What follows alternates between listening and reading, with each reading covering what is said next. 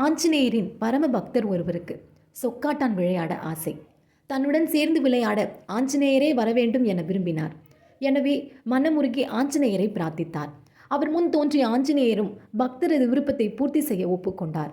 ஆனாலும் ஒரு நிபந்தனை விதித்தார். நான் விளையாட்டில் விட்டுக் கொடுக்க மாட்டேன். எனவே தோற்றால் நீ வருத்தப்படக்கூடாது என்றார் ஆஞ்சநேய புத்திரன்.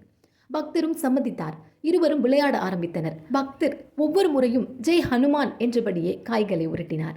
ஆஞ்சநேயர் ஜெய் ராம் என்றபடியே காய்களை உருட்டினார். ஒவ்வொரு முறையும் பக்தனே வெற்றி பெற்றான். சரி, அடுத்த முறை ஜெயிக்கலாம் என்று ஆஞ்சநேயர் மீண்டும் மீண்டும் விளையாட வெற்றி பக்தனின் பக்கமே.